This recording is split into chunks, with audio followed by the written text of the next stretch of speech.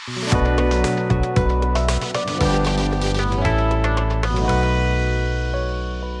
எல்லாரோட லைஃப்லேயும் ஒரு நார்சிசிஸ்டிக் பர்சனாலிட்டி, ஒரு டாக்ஸிக் பர்சன், இல்லை ரொம்ப செல்ஃப் அப்சஸ்டாக இருக்கக்கூடிய ஒரு செல்ஃபிஷ் பர்சன் இருப்பாங்க. And most of the times அவங்க அன்அவாய்டபிள் பவர்ஃபுல் பர்சன்ஸாக நம்ம லைஃப்பில் இருந்துட்டு இருப்பாங்க. அவங்கள ஹேண்டில் பண்ணுறது கஷ்டம். நிறைய நேரத்தில் நம்மளோட விரலை வச்சே நம்ம கண்ணை குத்திக்கிற மாதிரி வேலையை பார்த்து விட்டுடுவாங்க. ஸோ இவங்கள ஹேண்டில் பண்ணுறது, ஃபிக்ஸ் பண்ணுறது நம்ம வேலையும் இல்லை, அது இயலாத காரியமும். அப்படிங்கிறதுனால நம்மளோட மன அமைதியை எப்படி பாதுகாத்துக்கலாம், அதுக்கான ஒரு மெத்தட் தான் grey rock method. Grey rock method நவீன உத்தியெல்லாம் கிடையாது, காலகாலமாக நமக்கு தெரிஞ்ச ஒரு சொல்யூஷன் தான். பட் இன்றைய வேகமான உலகத்திலையும் உணர்ச்சி பயப்படுதல்ங்கிற போர்வையினாலையும் நம்ம ஈகோ அட்டாக் ஆயிடுச்சுன்னு சொல்லி நான் உன்னை வின் பண்ணணும், இப்போ நான் உன்னை கண்ட்ரோல் பண்ணணும், இந்த கட்டாயத்தினால இந்த முறை ஓவர்லுக் பண்ணப்படுது, அண்டர் ரேட்டட் சொல்யூஷனாகவே பார்க்கப்படுது. ஸோ இதனுடைய செயல்முறை தான் என்ன?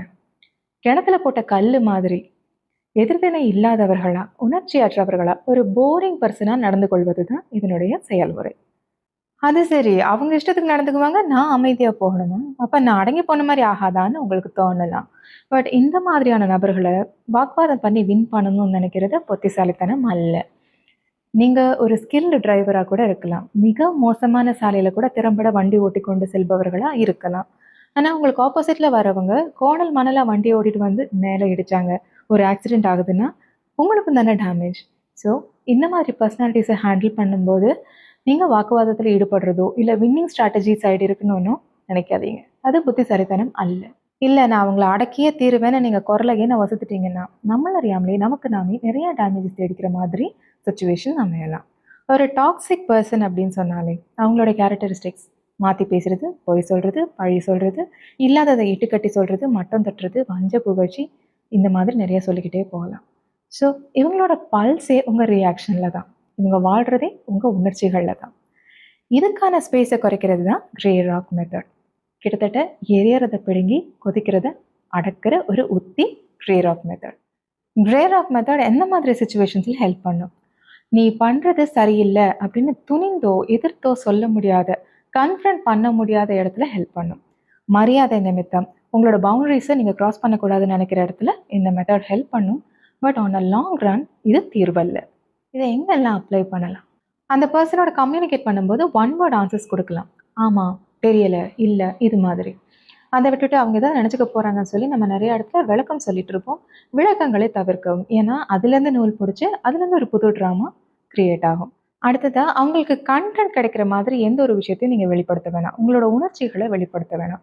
கோபம், மகிழ்ச்சி, சலிப்பு, வெறுப்பு, ஏமாற்றம், இந்த மாதிரி எந்த ரியாக்ஷன்ஸையுமே அவங்க அண்டர்ஸ்டாண்ட் பண்ணிக்கிற மாதிரி வெளிப்படுத்த வேண்டாம்.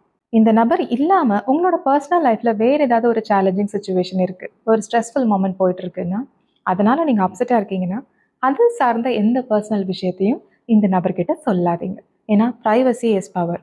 உங்கள் லைஃப்பில் என்ன நடக்குதுன்னு தெரியாமல் இருக்கிற வரைக்கும் அவங்க எதை அட்டாக் பண்ணுறதுன்னு அவங்களுக்கும் தெரியாது. அது நேச்சுரலாகவே நிறைய ட்ராமாஸை அவாய்ட் பண்ணும். ஒரு பொது கூட அங்கே நீங்கள் முகம் கொடுத்து பேச வேண்டிய ஒரு கட்டாயம், அங்கே உங்களை அப்செட் பண்ணுற மாதிரி ஒரு டாபிக் எடுத்து அவங்க பேசுனா நீங்கள் டாபிக் சேஞ்ச் பண்ணலாம், திசை திருப்பலாம்.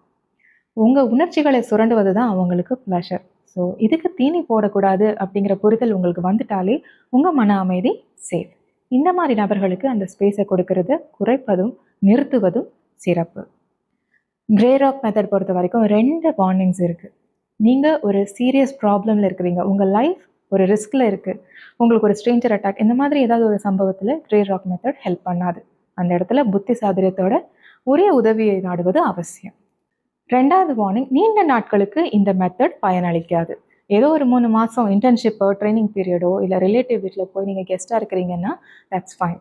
ஒரு 10 இயர்ஸ் நான் ஒரு டாக்ஸிக் என்விரான்மெண்ட்டில் ஒர்க் பண்ணுறேன், என்னோட அன்அவாய்டபிள் பவர்ஃபுல் ஃபேமிலி பர்சன் அவங்க ரொம்ப டாக்ஸிக்காக இருக்கிறாங்கங்கும்போது நீங்கள் அந்த இடத்துல ஒரு முடிவு எடுக்கணும். அந்த முடிவு சர்வைவல் சார்ந்ததாக இருக்கணும், செல்ஃப் ஹார்மிங்காக இருந்துடக்கூடாது. ஏன்னா நிறைய விஷயங்கள் நம்ம சமூகத்தில் கேள்விப்படுறோம். கிரே ராக் மெத்தடை பொறுத்த வரைக்கும் நீங்கள் எமோஷன்ஸை சப்ரெஸ் தான் பண்ணுறீங்க. ஸோ நிறையா நாட்களுக்கு நீங்கள் சப்ரெஸ் பண்ணிகிட்டே இருந்தீங்கன்னா அதுவே மன அழுத்தமாக மாறும்.